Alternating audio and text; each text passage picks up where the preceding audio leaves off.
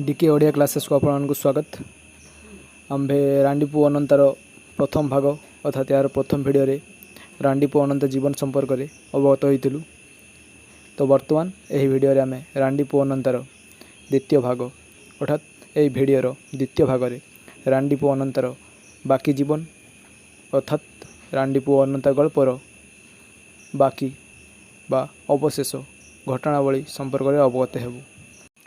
ऑडियोटी को ध्यान सहित शुणिबे जहाँद्वारा कि गल्प को बुझा आपन को सुविधा हो।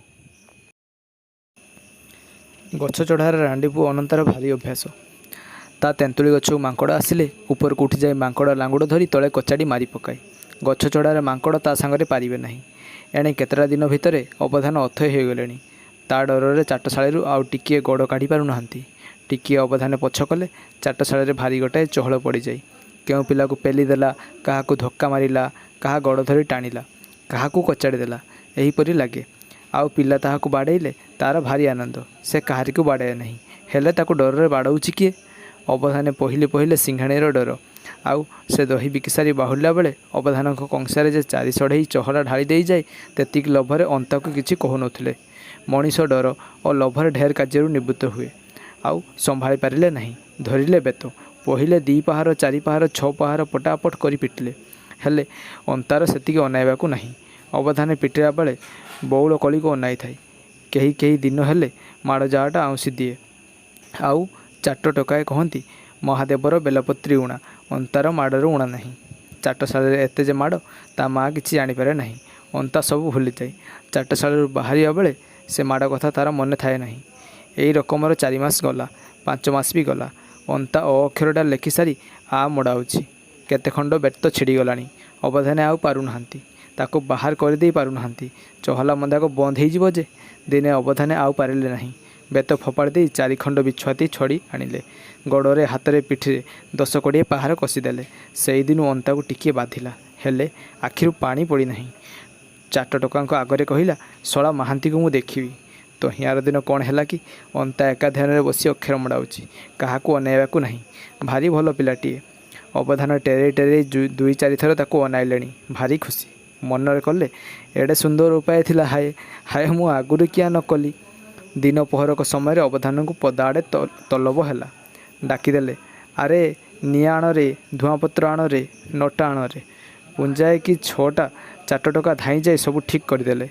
अवधान सब काम पिला माने करती। अवधान गोड़ घसा, पालटा लुगा कच्चा, शंखुड़ी धुआ बिल्कुल काम पिला माने करती। जेड़ा लोक पुए हो पछके अवधान गोड़ घसीब। गुरु गोड़ घसीले पाठ आसे। अवधाने पिकाटी भल करी मड़िले। निआ खुंटारे पिकाटी लगाई दे 2 कल भिड़िले। फू करी धुआं छाड़ी दे कहिले, किए बे मुकुंदा, धुआं लागू नहीं जे। मुकुंदा कहला, मु कौन करी अवधाने, बाबा तो काली हाटू यही धुआं आनी। अवधाने, बे बिंदिया तो बापा कटकू जे बालेश्वरी धुआपत्र आनीला ताकू आणिलु नहीं तो। विनोद, मु कौन करी अवधाने, माँ ताकू बिड़ा बांधी सिक्का उपर रखिदे, मो हाथ पाइला नहीं। अवधाने, अच्छा तू गोटे काम करिबु, तो माँ जते बेले गाधई जाइथिबो तू गोटे बड़ पाछिया उजाड़ी पकाइबु। ता उपरे चढ़ी शिकारु धुआपत्र काढ़िबु। सेथिरु 2-4 खंड काढ़ी नहीं बिड़ा बांधी शिकार थईदेबु। खबरदार बेसी गुड़ाए आणिबु नहीं। काली सकाळ जदि न आनीचु अनेई था बेतकू। अवधान फेर थरे अंता को अनाइले। अंतु धीरे बसी खूब मन दे अक्षर बुलाऊँच। अवधानकर भारी दया है। कौन कहले, रे बापा अंतु ने तो टुकड़ा नहीं टुकुणे पानी आन तो बहिर्देश जीवु। अंतु भल पिलाटी पर टुकड़ा धरी पोखरी को जल आने गला। अवधान बसी पिका टाणु था। अंत आसे नहीं, बड़ मठ कला। अवधान आउ सही पारे नहीं। 2-3 थर पोखरी तुठा आड़ को अनाइले। सेठारे उठी पिका भिड़ी भिड़ी तठा आड़ को चलीगले। अंतु टुकड़ा धरी आड़ी उड़ारे बसी लुचिपड़ी अवधान को अनाउथिला, आसुथिला नहीं। अवधान उपर जेमिति नजर पड़ी धीरे धीरे पाखक चली आसला। अवधान हाथ को टुकड़ाटी एमिति बढ़ाईदेला जेमिति टुकड़ार पानी को अवधान नजर न पड़े। अवधान डेबरी हाथ 5 आंगुली टुकड़ा फिंदटी धरी डाण हाथ में फिका भिड़ी भिड़ी गाँ शेष मुंड गहिरी बिल को बहिर्देश गले। अध घंटाए होई नहीं। अवधान तो बिलरू 4 हाथ चिला मारी रड़ी छाड़ी धाई। लुटा कौटी पड़िला, लुगा खंडे पड़ी था, हाथ में जाबुड़ी धरी, हेले अधा लंगड़ा। रे अड़पईसिया रे सर्वनाशिया अंतारे मारी पकेला रे। जेमिति चाटशाळी पहुँची गले धरिले बेत। कहीं अंता आउ अंता अंता अंतर्ध्यान। ଅବଧାନ ଚାଟଶାଳରେ ଏ ମୁଣ୍ଡ ଗଡ଼ାଗଡ଼ି କରିଛନ୍ତି। ପାଣି ପାଣି ରଡ଼ି ଛାଡ଼ିଲେ। ଗୋଟିଏ ପିଲା ଧାଇଁ ଯାଇ ତାଙ୍କ ରୋଷେଇ ଘର ମାଠିଆରୁ କଂସାଏ ପାଣି ଆଣିଦେଲା। ସେହି ପାଣିରେ ହାତ ଧୋଇ ପକାଇ ଯେମିତି ଗୋଟାଏ କୁଳୁକୁଛା କରିଛନ୍ତି, କଂସା ଖଣ୍ଡ 5 ହାତ ଦୂରକୁ ଫୋପାଡ଼ି ଦେଲେ। ବୋପା ଲୋ ମା ଲୋ କହି ରଡ଼ି ଛାଡ଼ିଲେ। ଆଉ ରଡ଼ି କରିପାରୁ ନାହାନ୍ତି, ଖାଲି ଗଁ ଗଁ ଗର୍ଜୁଛନ୍ତି। ମୁହଁ ଭାରି ଫୁଲିଗଲାଣି। ଆଖିପତା ଫୁଲିଯାଇ ମାଡ଼ି ପଡ଼ିଲାଣି। ଆଖିକୁ ଦିଶୁନାହିଁ। ଗାଁ ଲୋକେ ଉଜାଡ଼ି ପଡ଼ିଲେ। କ'ଣ ହେଲା କହି 2-4 ଜଣ ଅବଧାନକୁ ଧରି ପାଣିରେ ପକାଇଲେ। ସଞ୍ଜବେଳେ ସରିକି ଅବଧାନକୁ ବଡ଼ ଶୀତ ଲାଗିଲା। ପାଣିରୁ ଛାଙ୍କି ଆଣି ପାଏ ଖସା ତେଲ ଅବଧାନଙ୍କ ଦେହଯାକ ଘଷିଲେ।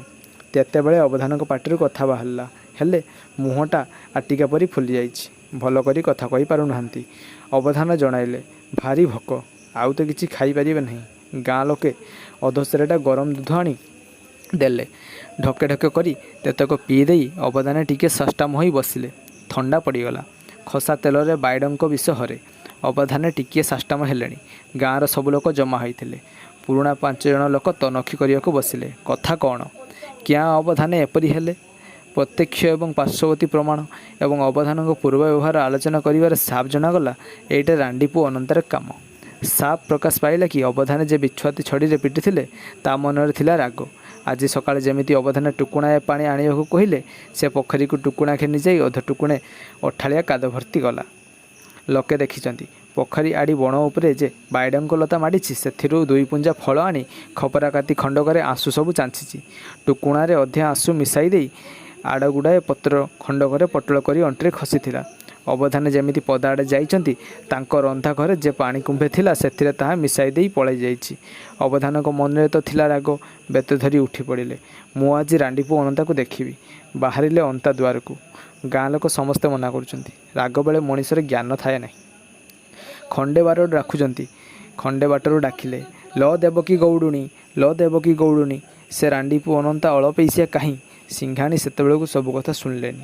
ପୁଅକୁ ତ ଘର ଭିତରେ ଲୁଚାଇ ଦେଇ ଦାଣ୍ଡ ପିଣ୍ଡାରେ ବସିଥିଲେ। ଅବଧାନଙ୍କ କଥା ଯେମିତି କାନରେ ପଡ଼ିଛି, ଘର ଭିତରୁ ବାହାର କଲେ ସେଇ ମଇଁଷି ବଣା ଠେଙ୍ଗା। କୁହାଟଟାଏ ମାରି ଡାକିଦେଲେ, ଆରେ ଅଳପେଇସିଆ, ମହାନ୍ତି ଗଲା ମ, ଡାକୁଣିଖିଆ, ନଈଶୁଆ, ମୋ ଗିରସ୍ତ ଥିଲା ସାଇବର ଜାମାଦାର। ମୁଁ ସିଂଘାଣୀ। ମୋତେ କହିବୁ ଦେବକୀ ଗଉଡ଼ୁଣୀ, ମୋ ପୁଅକୁ କହିବୁ ଅଳପେଇସିଆ? କିରେ, ତୋତେ କିସ ଲାଗିଲାଣି କି? ରହ ତ ମହାନ୍ତି ଟୋକାକୁ ଦେଖେ। ସିଂଘାଣୀ ମୁଣ୍ଡରେ ଲୁଗା ନାହିଁ। ଡେମ୍ଫେ ଡେମ୍ଫେ କେତେକେରା କଞ୍ଚା ପାକାଲା ବାଳ ଫରଫର ଉଡ଼ୁଛି। କାନ୍ଧରେ ଠେଙ୍ଗା। ସେହି ବିକଟାଳ ରଡ଼ି ଶୁଣି ଅବଧାନଙ୍କର ତ ପିଳେହି ପାଣି ହେଲାଣି। ସିଂଘାଣୀର ଦେହ ବଳ ଅବଧାନକୁ ଭଲ ଜଣା। ଦିନେ କ'ଣ ହେଲା କି, ସକାଳ ଅଳିଆ ସିଂଘାଣୀ ଗାଁକୁ ନଈବନ୍ଧ ଉପରେ ବାଟେ ଦହି ବିକି ଯାଉଛି। ତେତିକିବେଳେ ବିନୋଦୀ ବିହାରୀ ମନ୍ଦିର ମାରଣା ଷଣ୍ଢଟା ବିନ୍ଧିବାକୁ ତଡ଼ି ଆସିଲା। ସିଂଘାଣୀ ଗୁମ୍ କରି ଛିଡ଼ା ହୋଇଯାଇ ଧରିଲା ଷଣ୍ଢ ଶିଙ୍ଗ। ମୁଣ୍ଡ ଉପରେ ପସରାଏ 3 ମାଠିଆ ଘଳ। ତାକୁ ଧରିବାକୁ ନାହିଁ। ଷଣ୍ଢ ଶିଙ୍ଗ ଧରି କଡ଼େଇ ବନ୍ଧଧାରକୁ ଘେନିଗଲା। ଯେମିତି ପେଲି ଦେଇ ଶିଙ୍ଗ ଛାଡ଼ି ଦେଇଛି, ଷଣ୍ଢ ତ ପୁଟୁଳି ପରି ଗଡ଼ି ଯାଇ ନଦୀ ଭିତରେ ପଡ଼ିଲା। ସେଦିନରୁ ଷଣ୍ଢ ଛଟା। ମରଣା ପଣିଆ ଛାଡ଼ିଲାଣି। ଏଟା ଅବଧାନଙ୍କ ଆଖି ଦେଖିବା କଥା। ଭୟରେ ଅବଧାନ ପଳାୟନ। ବାଘୁଣୀ ମୃଗକୁ ଗୋଡ଼ାଇଲେ ସେ ଯେମିତି ପଳାଏ, ଅବଧାନ ସେହିପରି ପଡ଼ି ଉଠି ଧାଇଁଛନ୍ତି। ଆଣ୍ଠୁ ଗଣ୍ଠି ଛିଡ଼ିଯାଇ ଝରଝର ରକ୍ତ ବୋହୁଛି। ସିଂଘାଣୀ କାନ୍ଧରେ ଠେଙ୍ଗା। ଭାଲୁକୁଣୀ ପରି ଅବଧାନ ପଛରେ ଧପ୍ ଧପ୍ କରି ଧାଇଁଛନ୍ତି। ଧାଇଁବା ବେଳେ ସେହି ବିଶାଳ ପେଟଟି ଦଲ ଦଲ ଶୁଭୁଛି। ହାତରେ ସେ ପିତ୍ତଳବାହୀ ବଳଗୁଡ଼ାକ ପାଏ ବାଟ ଯାଏ ଝମଝମ ଶୁଭୁଛି। ସିଂଘାଣୀଙ୍କର ସେହି ରଡ଼ିରେ ଗାଁ କମ୍ପି ଯାଉଛି। ଅବଧାନ ଗାଁ ମଝିରେ କେଉଁଠି ଅନ୍ଧାରରେ ମିଶିଗଲେ।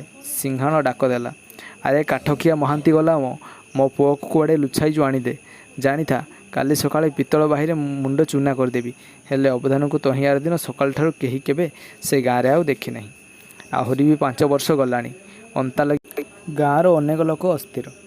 ତାର ଆଉ କିଛି ଅତ୍ୟାଚାର ନାହିଁ। ଖାଲି କାହାରି ବାଡ଼ିରେ ମକା, କାକୁଡ଼ି, କଳି, ଆମ୍ବ, ବେଲ କିଛି ରଖିବ ନାହିଁ। ଆଉ ସୁନା ରୂପା ପଡ଼ିଥାଉ, ଅନାଇବ ନାହିଁ। ହେଲେ ସେ ଯେପରି ଉତ୍ପାତିଆ, ସେହିପରି ବି ଭଲ ଲୋକ। ତାକୁ ରଗାଇଲେ ରକ୍ଷା ନାହିଁ। ସେ ଆଗେ ଦୁଶ୍ମନ ଘରର ଖୁମ୍ବ ଆଉ କବାଟ ଭାଙ୍ଗେ। ମା ମନା କରିଛି, କାହାରି ଦେହରେ ହାତ ଦିଏ ନାହିଁ। ଏଣେ ପ୍ରାଣ ସାକୁଲା ସାକୁଲି ଟେକାଟେକି କରି ତାକୁ 2 କଥା କୁହ, ତୁମ ଗୁହ କାଢ଼ିବ। କାହାରି ବାଡ଼ି ହଣା ଯାଉଛି, ଅନ୍ତା ସେଠି ଦେଖୁଥିଲା। ତାକୁ ଯଦି କହିବ, ବାପ ଅନ୍ତୁ, ତୁ ନ ହେଲେ ଗାଁ ଚଳିବ ନାହିଁ। ଆଉ କିଛି କଥା ନାହିଁ। ଧଇଲା କଡ଼ି। 4 ଜଣ ମଣିଷ ଦିନକେ ଯାହା ପାରିବେ ନାହିଁ, ଫରକ ଭିତରେ ଫୁଟେ ଗହିରେ ବାଡ଼ିଟାକୁ ତାଡ଼ି ପକାଇବ। ମୂଲିଆ ମିଳୁନାହିଁ। କାହାର ଘର ଛପରବନ୍ଦୀ ହୋଇପାରିଲା ନାହିଁ। ଧଇଲା ଅନ୍ତାକୁ। ସାକୁଲା ସାକୁଲି କରି କହିଲା, ଦିନେ ଲାଗୁ 2 ଦିନ ଲାଗୁ ସେ ଏକଲା ଗୋଟେ ଘର ଛାଇ ପକାଇବ। ରମା ଭିଣାର ବାପ ମରି ଘରେ ପଡ଼ିଛି। ବାଡ଼ିରେ ମରିଛି ବୋଲି ତାକୁ କେହି ଉଠାଇବାକୁ ଆସିଲେ ନାହିଁ। ଅନ୍ତୁ ରାତି 6 ଘଡ଼ି ବେଳେ ଗାଁ ପାଖ ଦେଇ ଯାଉଥିଲା। ତାକୁ ସବୁ କହିଲା। ଆଉ କିଛି କଥା ନାହିଁ। ଏକଲା ହେଁସେ ମିଶା କରି ମଡ଼ାକୁ କାନ୍ଧେଇଲା। ଅନ୍ଧାର ରାତି। ସେହି ସମୟରେ ବି ଗାଁରେ ବାଡ଼ି ପଡ଼ିଛି। ଅଧକୋଶ ଦୂରରେ ମଡ଼ା ମଶାଣିରେ ମଡ଼ାଟାକୁ ଫୋପାଡ଼ି ଦେଇ ନଈରେ ବୁଡ଼ି ପଡ଼ି ବାହାରି ଆଇଲା। ଅନ୍ତା ବାଘ, ଭାଲୁ, ଭୂତ, ପ୍ରେତ, ସାପ, ବେଙ୍ଗ କାହାକୁ ଡରେ ନାହିଁ। ଅନ୍ତା ଲୋକଙ୍କ ବାଡ଼ିରୁ ଫଳମନ୍ଦ ଲୁଟିପାଟି ଖାଇବ। ହେଲେ ତାକୁ କିଛି ଖାଇବାକୁ ଯାଚ, ରାଗି ଘରଦୁଆର ଭାଙ୍ଗିବ। ବିନ୍ଦିଆ ଚନ୍ଦ ଜଣେ ତନ୍ତୀ ମହାଜନ। 8-10 ହଜାର ଗଣିଦେବା ଲୋକ। ଲୁଗା କାରବାର କରେ। ଗୋଟିଏ ବଡ଼ ଦୋକାନ ଘର ତିଆରି କରୁଛି। ଚାରିଆଡ଼େ ଖୁଣ୍ଟ ପଡ଼ି ଚୌକ ବୁଲିଗଲାଣି। ମଝି ଖମ୍ବ ଜଡ଼ାକ 18 ହାତୀ। ଭାରି ମୋଟା ଶାଳ ଗଅଳ। 10 ଜଣ ଲୋକ କଷାକଷି କରି ମଝି ଖମ୍ବ ଛିଡ଼ା କରି ପାରୁନାହାନ୍ତି। ଜଣେ ହସି ହସି କହିଲା, ଆମେ ଏତେ ପାରୁନାହୁଁ। ରାଣ୍ଡି ପୁଅ ଅନ୍ତା ହେଲେ ଏକଲା ଖମ୍ବ ଜଡ଼ାକ ଉଠାଇ ଛିଡ଼ା କରିଦିଅନ୍ତା। ଘଟଣା ଦେଖ। ତେତିକି ବେଳେ ଅନ୍ତା ଦାଣ୍ଡରେ ଯାଉଥିଲା। ବିନ୍ଦିଆ ତନ୍ତୀ ଡାକିଦେଲା, ଆରେ ଅନ୍ତା, ଏ ଯୋଡ଼ାଏ ଖମ୍ବ ଉଠାଇ ଦେ, ତୋତେ 2 ଟଙ୍କା ଖଜାଖିଆ ଦେବି। ଆଉ ଯାଏ କାହିଁ? ହଁ ରେ ଶଳା ତନ୍ତୀ, ମୁଁ ତୋର ଗୋଲାମ, ତୋର ମୂଲିଆ ଲାଗିବି। ଧଇଁଲା ମାରିବାକୁ। ତନ୍ତୀ ତ ଡରରେ କୁଆଡ଼େ ପଳାଇଲାଣି। ଜଣ ଜଣ ଲୋକ 20 ଦିନ କାମ କରି ଯେତେ ଖମ୍ବ ପୋତି ଛିଡ଼ା କରିଥିଲେ ସବୁଗୁଡ଼ାକ ଘଣ୍ଟାକ ଭିତରେ ଉପାଡ଼ି ପକାଇଲା। ହେଲେ ଜଣାଶୁଣା ଲୋକେ ଅନ୍ତାଠାରୁ ଢେର କାମ କରାଇ ନିଅନ୍ତି।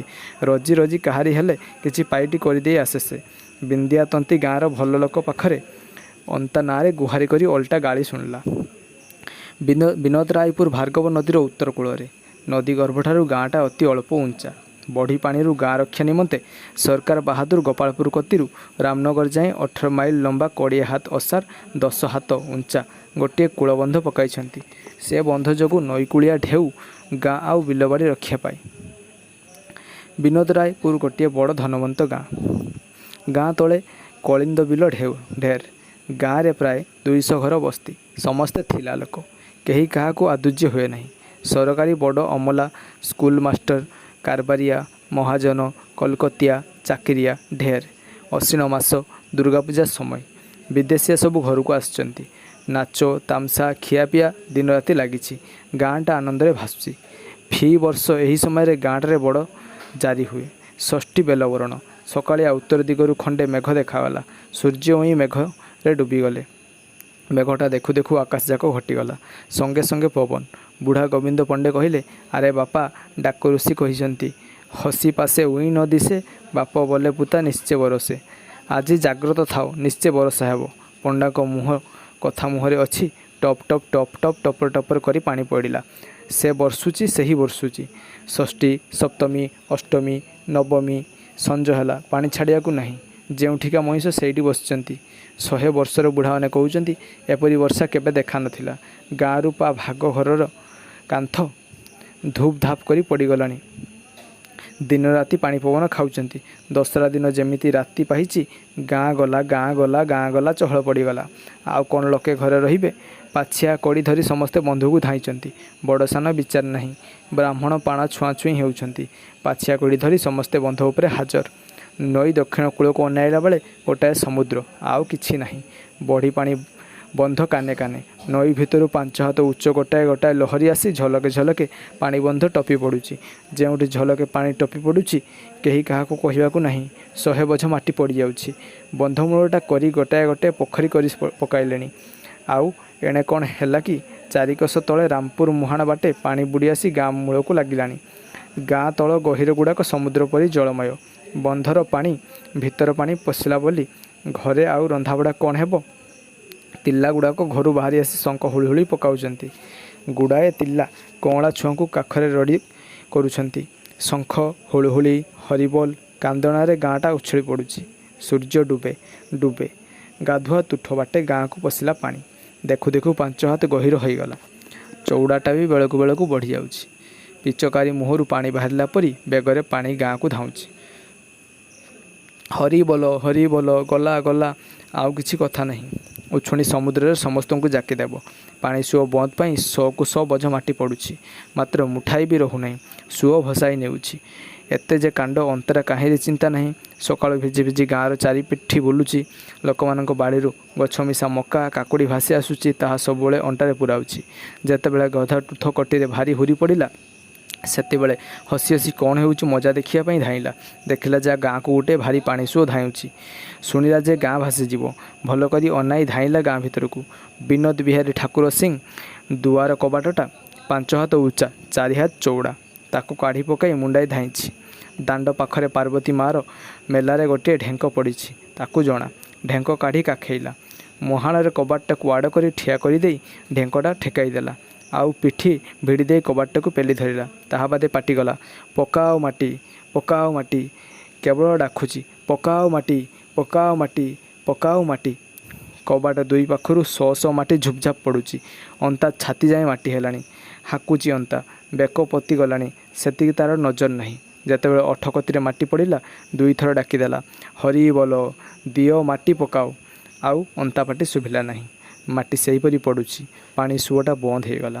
ଲୋକମାନଙ୍କର ଭରସା ହେଲା ଟିକିଏ ନିଶ୍ୱାସ। ଆଉ ଅନ୍ତା। ତା ମୁଣ୍ଡ ଉପରେ 2 ହାତ ମାଟି। ଡାକ ପଡ଼ିଗଲା, ଧନ୍ୟ ଧନ୍ୟ ରାଣ୍ଡିପୁଅ ଅନ୍ତା। ପିଲା, ବୁଢ଼ା, ମାଇକିନିଆ, ମର୍ଦ୍ଦ, ଗାଁର ହଜାର ହଜାର ଲୋକ ସମସ୍ତେ ହରିବୋଲ ଦେଉଛନ୍ତି। ସମସ୍ତେ କହୁଛନ୍ତି, ଧନ୍ୟ ଧନ୍ୟ ରାଣ୍ଡିପୁଅ ଅନ୍ତା। ଦୈବ ଯୋଗେ କ'ଣ ହେଲା କି ବର୍ଷା ବନ୍ଦ। ନଈରୁ ଫୁଟେ ପାଣି ଖସି ପଡ଼ିଲାଣି। ଅନ୍ତା ମା ପିଣ୍ଡାରେ ବସିଥିଲା। ହୁରି ଆନନ୍ଦ ଶୁଣି କହିଲା, କ'ଣ ହେଲା ଦେଖେ। ପୁଅଟା ବି ଆସିଲା ନାହିଁ। ଡାକି ଆଣେ। ତା ସ୍ୱାମୀର ଠେଙ୍ଗା କାନ୍ଧରେ ପକାଇଲା।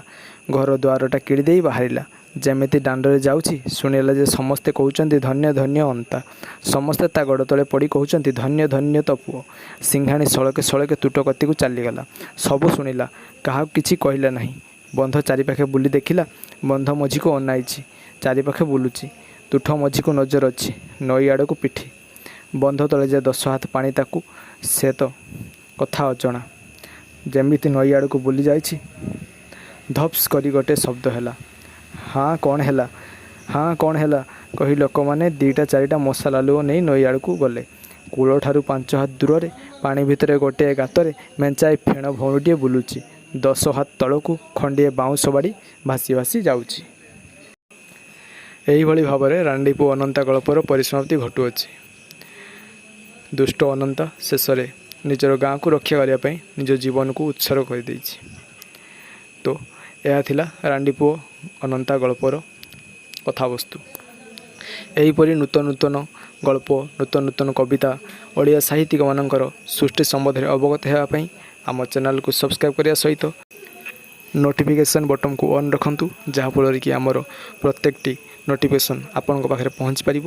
ଏଥିସହିତ ଯେଉଁମାନେ ଭିଡ଼ିଓ ଦେଖୁଛନ୍ତି, ଭିଡ଼ିଓକୁ ଲାଇକ୍ କରିବା ସହିତ ଚ୍ୟାନେଲକୁ ସବସ୍କ୍ରାଇବ୍ କରନ୍ତୁ ଏବଂ କମେଣ୍ଟ କରିବାକୁ ମଧ୍ୟ ଭୁଲନ୍ତୁ ନାହିଁ। ଧନ୍ୟବାଦ।